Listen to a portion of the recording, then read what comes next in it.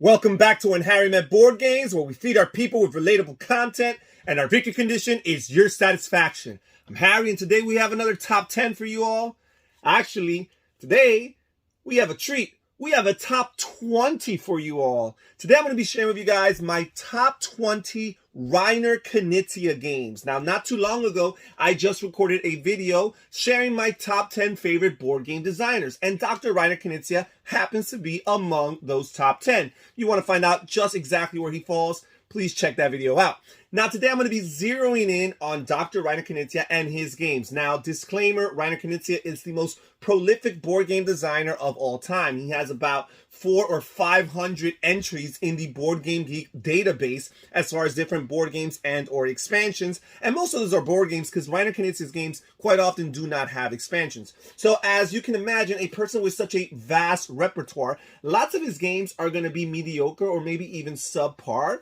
And that is absolutely the case, but he does have lots of great home runs, classics, games that are timeless in nature, and I happen to appreciate his design philosophy. Now, I've played about 60 Reiner Knizia titles, maybe a few over 60, and right now I'm going to be sharing you the top third or so of those games that I enjoy. Since we are going to be covering 20 games, we're going to try to keep it fast, and you guys will hold me accountable to that. All right, so without any further ado, let's go straight to the list. My number 20 Reiner Knizia game is The Hobbit.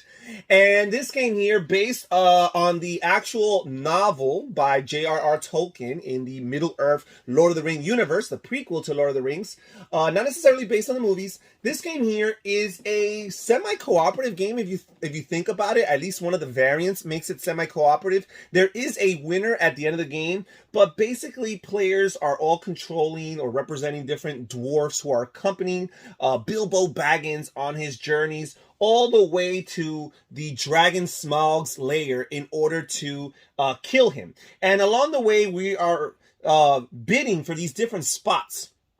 And basically, you're playing these numbered cards, and you're anticipating what your other opponents are going to play, and you're determining whether or not you want one of the next couple spots. And based on where you fall in the ranking on the bid will determine which spot you particularly land on and which spot you trigger for its benefit. And basically, all the spots are giving you either a resource known as provisions, which is something you're going to need in order to go on adventures later on in the game, or they're going to give you a particular increase in one of the 3 different stats that there is in this game. You have shields, you have axes, and you have the stat that allows you to modify your dice. And these are three different stats that you're going to need in order to be successful in your quests and your adventures later on.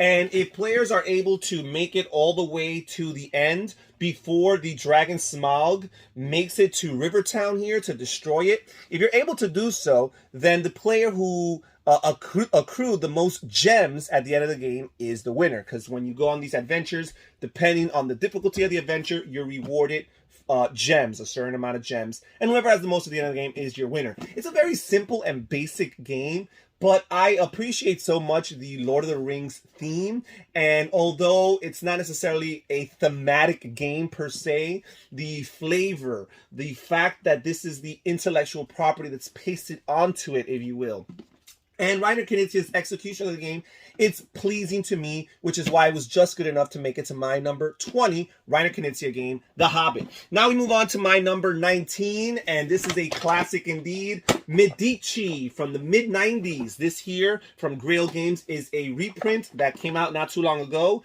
Beautiful board by Vincent Dutray here. And basically, this is an auction bidding game where the game is divided into 3 rounds, and each of the rounds progressively things start to build up, and the amount of points or money that players can make increases because whoever has the most money at the end of the game is the winner. And you're using your money to bid for different goods, which are represented in the form of these cards here, and the players are going to get rewarded at the end of the round for having the most valuable amount of goods, cumulatively speaking, in their ship. But also, as they take these goods and place them into their stocks here, they're going to raise their tokens in each of the different 5 different resources, and whoever has the highest in each category or in each resource is going to be rewarded bonus money. And as the game progresses towards the end, you're going to cross certain thresholds that are going to reward the leaders in these different goods, in these different categories, with even more money. Very simple auction bidding mechanism that takes place from turn to turn, but it's cool, it's neat. My number 19 Reiner Knizia game, Medici. Now we move on to my number 18. And my number 18 is Winner's Circle. And this is a horse racing themed game. I was able to get this game from a publisher in Korea, Dice Tree Games. I'm not sure if it's in print with any North American publisher. And this game, first of all, this publisher knocked it out of the park as far as the production is concerned. I love the board here, which is basically the racetrack for your horses that are going around. And each player doesn't necessarily control a particular horse. Instead, you're betting on 3 different horses, and one horse is going to have your primary bet. It's the one you think is most likely going to win. And it's so cool because the horses are represented by these painted miniatures. The game comes with pre-painted horse miniatures. You have these nice thick metal solid coins for your money, and you have these nice little cards. And the cards basically are going to be randomly dealt out and assigned to each of the 7 different horses that are racing. And each of the cards is going to tell you the strengths and weaknesses of the horse. And basically on a player's turn, they're going to roll the die and they're going to determine or decide which horse gets to move. And obviously, if the die roll is in their favor, they're going to move a horse that they control. Really cool, really neat place. Very quickly, you can play best 2 out of 3 or whoever has the most money after 3 races. Fun, well produced. My number 18 Reiner Knizia game of all time, Winner's Circle. And now we move on to my number 17. And my number 17 is Battleline, or Schotten Totten as it's known in its other iteration. This here, published by GMT Games, is a evolution of the Lost Cities concept where players are vying for control or advantage in these different spaces along the board. And in this game, you have 9 flags representing 9 different locations, and each player is playing their cards on their side of the board, trying to win those flags. And whoever captures 5 flags first, or 3 flags that happen to be in succession, consecutively adjacent to each other, is the winner. And you're doing so by playing these different numbered cards, and these numbered cards are going to represent different formations. You can never have more than 3 cards in each formation or in each location, and there's different ranks as far as the formations go. If you get 3 of the same color, that has a certain value. If you have 3 of the same number, that has a certain value. If you can get 3 consecutive values with the same color, that's as good as it gets, and it's basically unbeatable. And at that point, you're simply going to compare the numbers, the totals, the numerical sums of one opponents versus the other. Really cool, really neat. It has this neat feature where whenever you're able to mathematically confirm that you're going to win a location, even if it hasn't been completed, the formation hasn't been completed by your opponent, if based on the information that's visible on the board, you can confirm that it's mathematically impossible for your opponent to win in a particular location or particular flag, then you can capture the flag right then and right there. Really neat, really intricate game. My number 17, Battleline. Now we move on to my number 16 board game of all time, and that is Knights of Charlemagne. And I do not have the box on me right now. As a matter of fact, I keep it inside of my box of Medici because the components just consist mostly of a small deck of cards and a bunch of different tiles which represent different areas that you're trying to control. So again, this idea of card play to control different areas that are represented along the board, you find that in lots of Reiner Knizia games, Lost Cities, Battleline, and even in Knights of Charlemagne. Knights of Charlemagne is probably the most simplistic of the 3, and yet it's the one that gratifies me the most. I love the idea of basically you're just playing colored cards that have numbers on them, and half the locations on the board are won over by particular numbers, and the other half of the locations on the board are won by particular colors. So when you're playing a card down, a card has a color, maybe a purple 3, you got to choose, do I want to use this as a 3 over on this side of the board, or do I want to use it as a purple over on this side of the board? And depending on which one you want the most, which location is most valuable, or perhaps which location you think you're most likely to actually win, that's going to determine your decision. Really cool, neat, simple game. My number 16, Knights of Charlemagne. Now we move on to my number 15 Reiner Knizia game, and that is Rheinlander. And Rheinlander is Reiner Knizia's attempt at area majority, and I feel like he does it very well. First of all, this is not necessarily a pretty looking game. It's an older game from back in 1999. Many of my games on this list are older Reiner Knizia games from a time when games were much more simplistic and not necessarily as beautiful. And basically, this game has a medieval theme to it, and this game is very much like the classic game of Acquire, because when a player controls consecutive areas, that becomes a duchy. And you place a duke piece on that duchy to represent the fact that you are the duke in that region. Now, whenever a larger duchy swallows up a smaller duchy, then there's a merger that takes place, if you will. And basically, the duke of the larger duchy is now the duke of that entire area. It becomes one large duchy. And the loser, the duke of the smaller duchy, is rewarded a certain amount of points. And points is how you win the game. So sometimes you want to be absorbed a few times throughout the game because you're going to make some points every time that you are absorbed by a larger duchy. And the cool thing about this game is that although you're trying to have the majorities in these areas, ultimately what you want to have is the most areas, period. Because at the end of the game, if you are the player with the most duchies, the most dukes, then you're very likely to win because those dukes are worth lots of points at the end of the game. Really cool. The way you determine where you can place your areas, your workers, your knights, is based on a simple card play. You're going to have a hand of 5 cards, and the deck of cards runs from numbers anywhere from 1 to 54.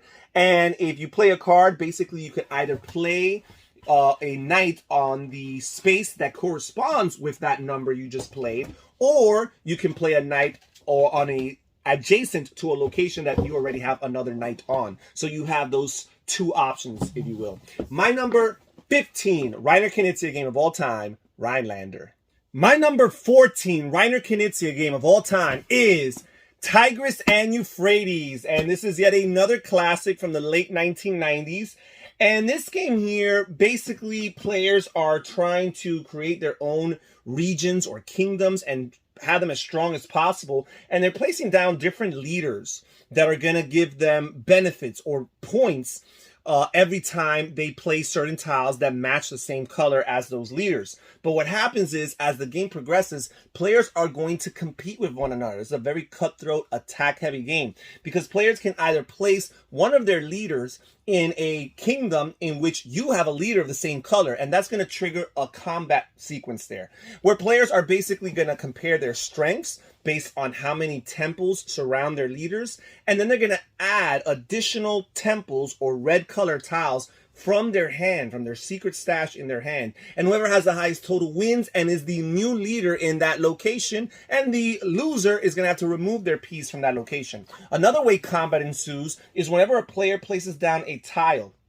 that links 2 kingdoms to one another, all of the leaders that are in one kingdom are going to compete against all the matching leaders of the other kingdom. So as long as you are the only person who has a merchant in the new kingdom, you're fine. But let's say you have a king and the other player has a king, there's going to be a combat. And then at that point, you're going to count how many different tiles in your region before the merger, how many tiles match the color of your leader. Then you're going to count how many of the other player, the opponents, their kingdoms, tiles match their leader, and that's going to be their base value. And then again, they're going to add tiles secretly from their hand of tiles, and whoever has the higher total wins. And basically, you keep on doing this and you keep on doing this until the game finally ends. And when the game ends, whoever has the most victory points is your winner. But here's the key to this game.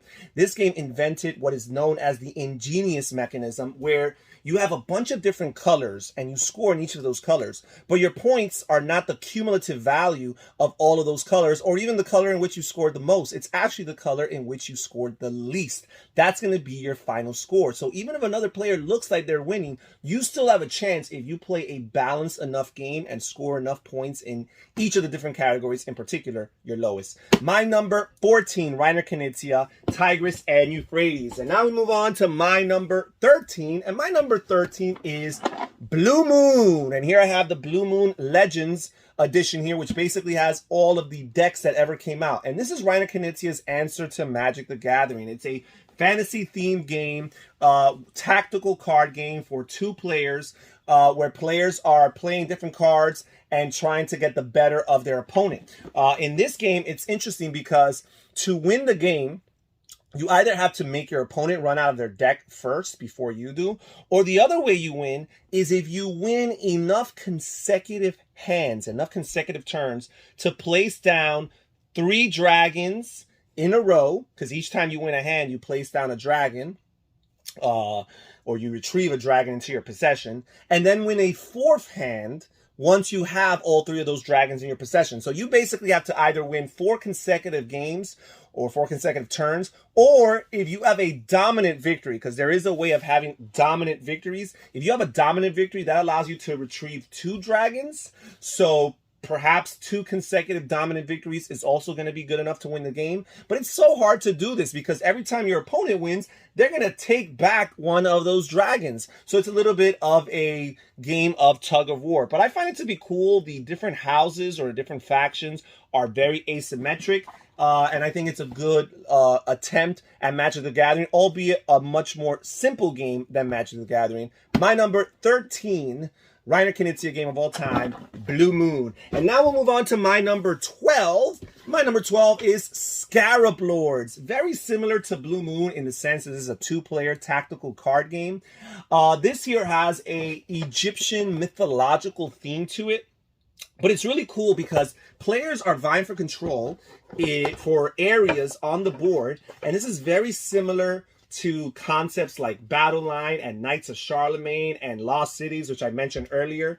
And the board is divided into 6 different regions.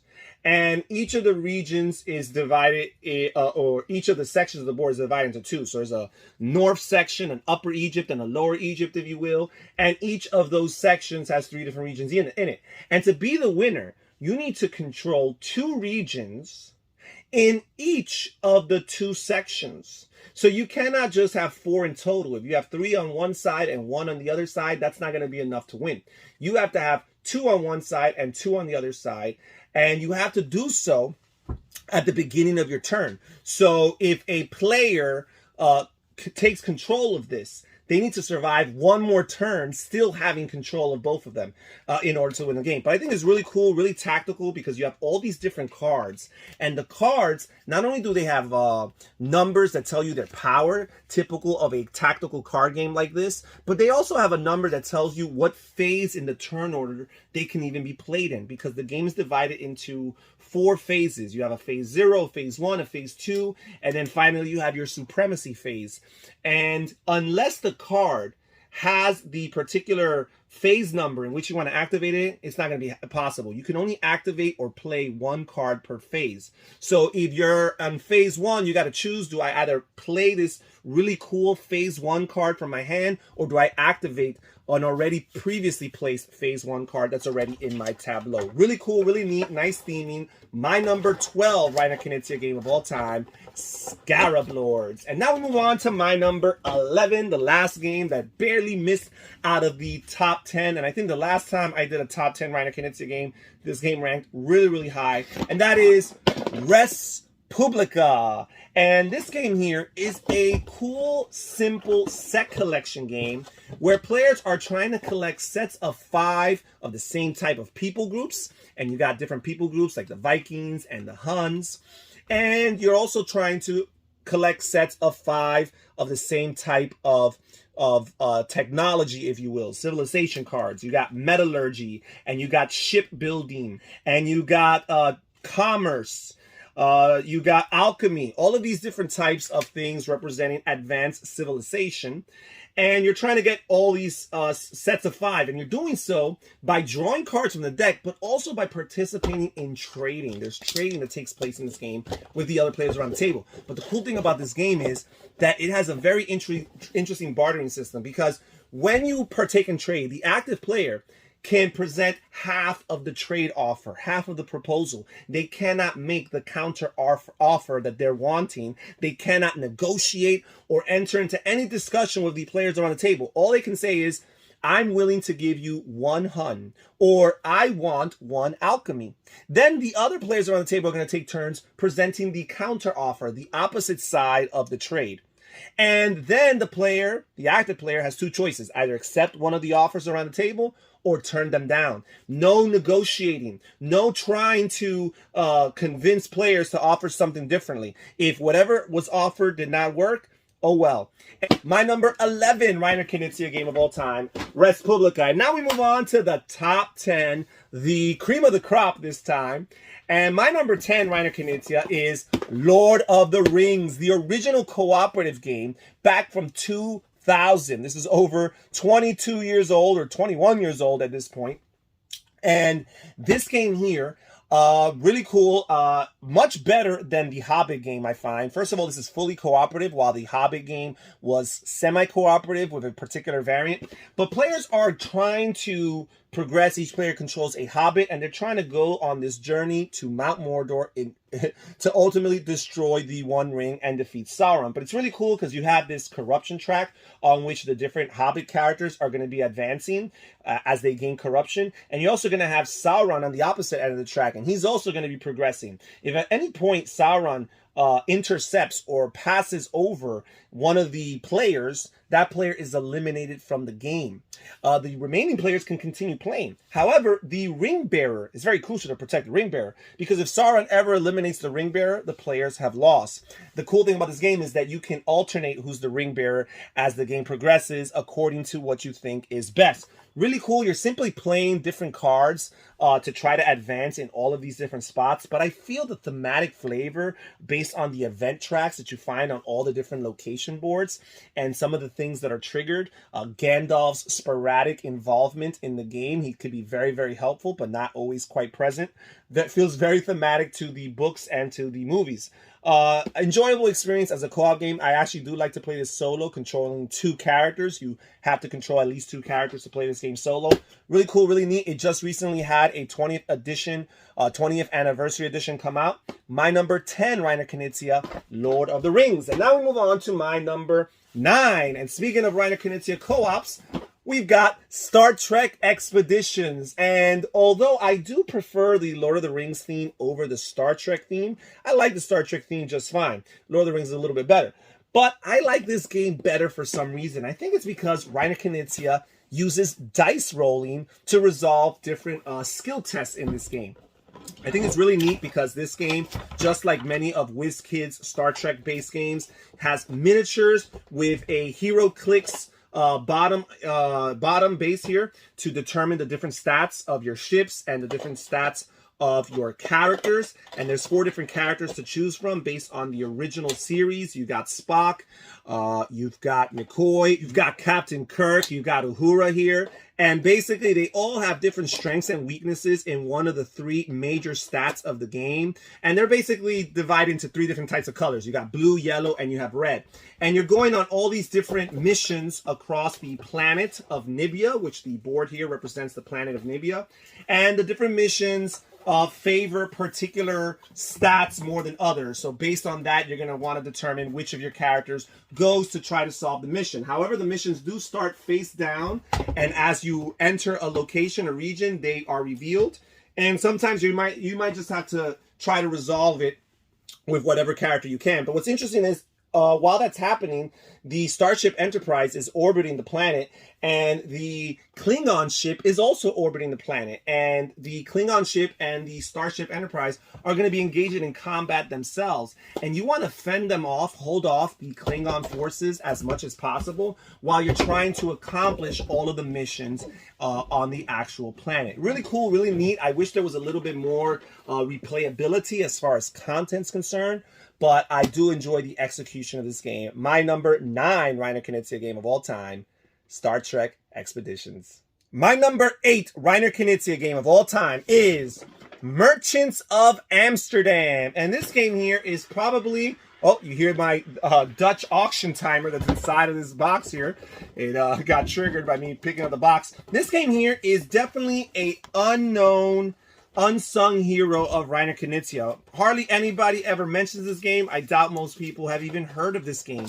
But I find it to be a really cool game. Again, you got auction bidding taking place, But instead of your typical auction bidding, you've got this Dutch auction timer here, which you wind up, and basically where a player stops it, that's how much they're willing to pay in thousands as far as the currency of the game is concerned. However, what's interesting about this game is that you've got a little bit of an area majority taking place, but you have it taking place in 3 different sections because there's 3 different things that players are competing for. First of all, the board here is very ugly, but you've got here the 4 corners of the earth represented on the outer edges of the board, and in the center of the board you have this caricature depiction of Amsterdam and its 4 different districts. Then you've got 4 different goods on these shipping tracks here, and players are trying to advance on these shipping tracks in order to gain majorities for this track. Players are trying to build trading houses in each of the 4 different quadrants to try to get majorities there as well. And players are trying to build warehouses in each of the 4 districts of Amsterdam to gain majorities there also. But what's really cool is at the beginning of each turn, players are going to, the active player, is going to draft 3 cards from this deck of cards here. And they're going to draft these cards one at a time. And as soon as they draw the card, they have to make a decision. Do they want to keep this for themselves? Do they want to discard it? Or do they want to put it up for auction? And there is no ability or opportunity to change your mind once you draw your next card. If you chose to discard that card and you realize that the next other 2 cards are even worse than the card you discarded, that's too bad for you. Or the opposite, if you chose to keep 1 card and then afterward you draw a card that's even better, that's too bad. You're going to either have to put it up for auction or you're going to have to discard it. You have to make those decisions as you draw each particular card. I find this game to be really neat, not necessarily a looker by any means, by any stretch of the imagination, but I enjoy playing this game. My number 8 Reiner Knizia game of all time, Merchants of Amsterdam. And now we'll move on to my number 7. Can you stop? And now we'll move on to my number 7 Reiner Knizia game, and that is Amun Re. And this is another Egyptian-themed game. Reiner Knizia likes to return to this Egyptian theme time and again. And basically, players are vying for control of different regions in Upper and Lower Egypt, and each of these regions are going to grant you different benefits. They're going to grant you resources or places or fields for you to place farmers on, and they're going to score you points in different ways throughout the course of the game. What's interesting is, how do you control these regions? You control these regions at the beginning of the turn by having an auction, and on your auction you're simply going to place your auction marker on the number on the card that you're willing to bid. So you got the card right here, and let's say you bid a 3. If a player bids the 6, which is the next highest number, they bump you off this card, and right then and there you immediately have to place your bidding marker on another card, perhaps bumping out another player.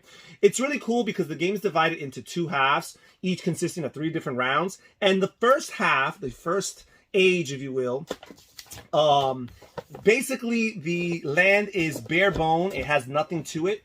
But when you move to the second land, the second age, you're going to remove all human life. So all your farmers that have been accrued, they're going to be removed from the board. However, you're going to retain the structures. The physical structures are not going to go away. So any pieces of stone, any pyramids that have been built, they're going to remain there. So therefore, in the second age, when you're bidding for these locations, they already have more intrinsic value. You have a good idea as to how worthy those locations are for you, and that's going to affect and influence your bid.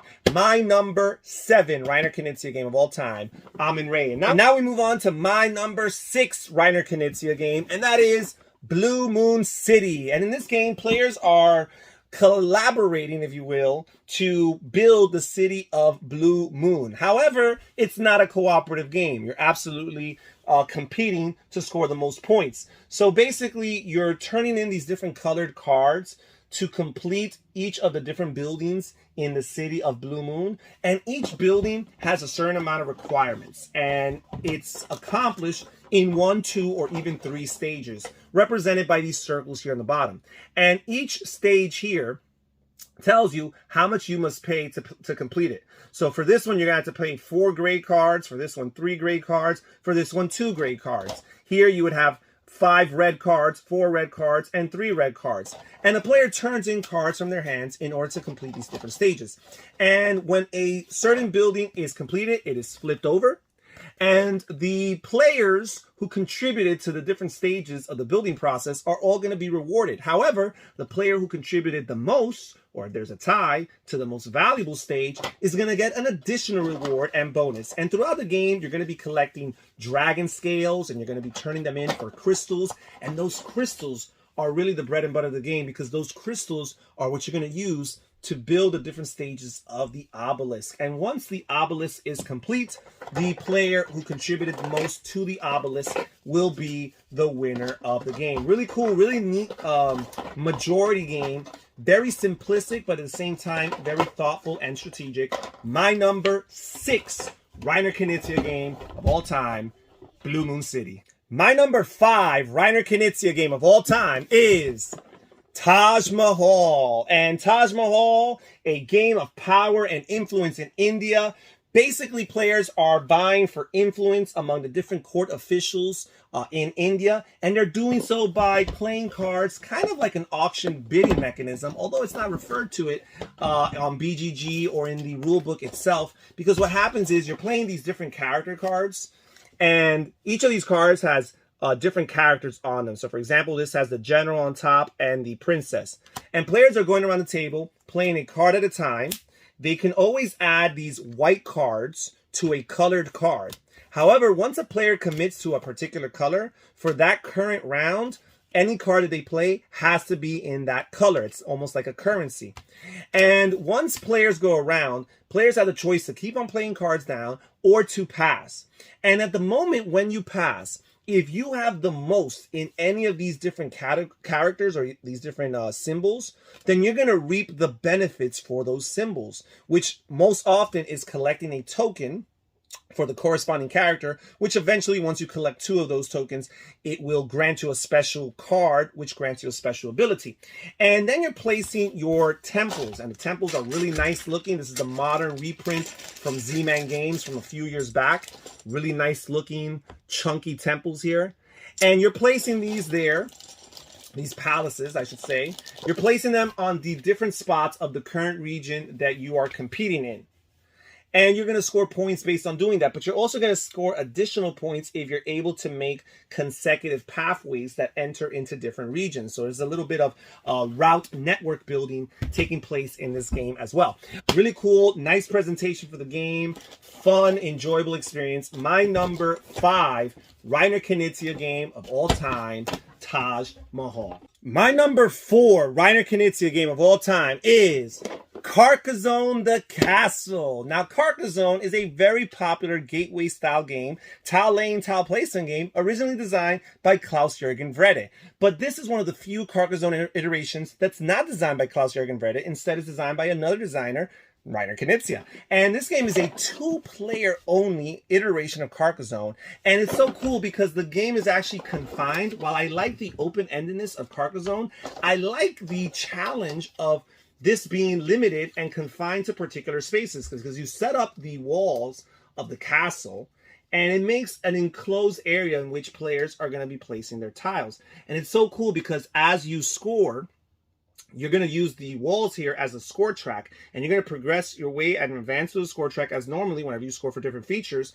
However, every time you make it to a corner, a tower space here, there's going to be a special bonus tile here face down, and you're going to draw that tile, and that tile is going to have some benefit. It's going to be an additional way of scoring at the end of the game. So sometimes you want to map out your scoring perfectly so that you don't pass over that corner spot. Instead, you land just on it. So sometimes you might actually sacrifice scoring on the board currently in your current situation in order to grab those tiles. It's really cool, really neat. It's my preferred way of playing Carcassonne. My number 4 Reiner Knizia game, Carcassonne the Castle. Now we move on to my number 3 Reiner Knizia game, and that is Hollywood Golden Age, originally known as Trump Fabric or Dream Factory or Hollywood Blockbuster. This game has been out of print in North America for many, many years. This here, I bought it from Ludanova, which is a Spanish or Spain-based publisher. And I believe there's another French publisher that's also carrying this game currently. But this is based on the golden age of Hollywood, actors that are no longer with us and no longer making films. And it's really cool because players represent different producers, if you will, and they're going through the town of Hollywood trying to recruit different actors and directors, cameramen, seamstresses, in order to complete your films. However, you're doing this through an auction bidding mechanism. Quite often, lots of Reiner Knizia games, auction bidding is a mechanism he turns back to. And the auctioning is cool because you have a very closed economy in this game. Each player starts with 12 money tokens behind their player screens. And that's how much money is in the game, and you know that. But as the game progresses, you do not add money from a bank and you do not give away money to the bank. Because whenever a player wins an auction, what happens is that player evenly distributes that money that they paid to win that bid. They evenly distribute it among all the losers of the bid. Have an idea as to how much money your players or your opponents around the table have. And you're trying to complete all these different films and score awards for them for having the best film in particular genres, or having the best film overall, or having the best directors in all of your completed films, or even having the B movie, the worst movie in the entire game. You can win an award for that too. Really nice, really cool, thematic. My number 3 Reiner Knizia game of all time, Hollywood Golden Age. And now we move on to my number 2, and my number 2 is Palazzo. This game, Palazzo here, is actually very similar to another game known as Alhambra, another tile placement game. But I find that this does it a little bit better because it's, first of all, there's a little bit of auctioning taking place in this game as well. In Alhambra, you just straight up draft cards. And while you can straight up draft cards or pay for cards from the center board here, you have 4 depots that surround this center area here. And each of these areas are going to be accruing different tiles. And whenever you go for those tiles, you're going to have to partake in a bid. Now, the active player does have a slight advantage because they do get this card. You've got this Certificato card, and it adds 3 to your starting bid. So you have a 3 money advantage every time you go for an auction if you're the active player. So you might want to wait for your turns in order to do so. But you're trying to build all of these different pieces of your palazzo, and all of them range from 1 to 5, showing where they are in order from bottom to top. And you're trying as best as possible to build them in succession without missing any of the in-between numbers, because at the end of the game, you're going to be rewarded for having palazzos or towers or palaces that have all of the levels. So the more levels your palaces have, the more points you'll score. You're also going to score if you can keep them monolithic, if they can be of one material. As you see, there's different materials in the game. You can complete a tower just fine with different materials. However, you'll be rewarded more points at the end of the game if you can keep your towers of the same material type. Really cool. Even the card play, the way you use your currency cards in this game, to me is more interesting than Alhambra. For example, if you play 3 cards of the same number, they'll represent 9 money or something like that, or 15 money it is actually. So even if your cards are low valued and 3 of a kind don't represent a lot of money, all of a sudden, if you play 3 cards of the same number, you can turn that into 15. Really cool, really neat. My number 2 Reiner Knizia game of all time, Palazzo. And now, finally, guys, my number 1. My number 1 Reiner Knizia game, at least for the time being, is Tower of Babel. This game here, just like those other games I mentioned, among his uglier looking games, and that's saying a lot, but it is such a fun experience. This is a semi-cooperative game where players are collaborating to build the different wonders of the ancient world. And they're doing so by giving players materials to do so. Now, every time a player helps the active player build in a section, in a particular wonder, they're going to be rewarded with a presence on the table. They get to place some of their workers on the current wonder. And there's a little bit of an area majority taking place in this game. But what's interesting about this game is that as you complete the different wonders, you're going to advance this scoring track here, And the next wonder that's completed is going to be more valuable than the previous one. So it's not necessarily intrinsic to the particular wonders. Instead, it's all about timing and when these wonders are actually completed that will determine how valuable they are. And the amount that the person who has the majority in that wonder is going to increase. The amount of the person who has the secondary is going to increase. There's always a consolation prize for anybody who's third, fourth, or fifth who just has any workers in that current wonder. There's always a consolation prize of 3 points. That's not going to change. That's going to be how much points they can earn for the remainder of the game. But I find it to be really neat. There's also a set collection taking place that will score you points at the end of the game based on the different resource or material types that you use in order to complete these different wonders. Really cool, neat game. Not pretty looking, not very well known, but if you like area majority and set collection and the idea of kind of like city building with a little bit of collaboration taking place, then this is a game you might want to consider. My number 1 Reiner Knizia game of all time, Tower of Babel. And that's it for today's video, folks. Thank you so much for joining us. Please comment down below. Tell me what's your favorite Reiner Knizia game of all time. There's a lot of them out there, so I'm guessing you've played 1 or 2. That's it, guys. Thank you for joining us. This is Harry saying take care, everybody. Stay safe, stay healthy, and have fun gaming. Bye-bye.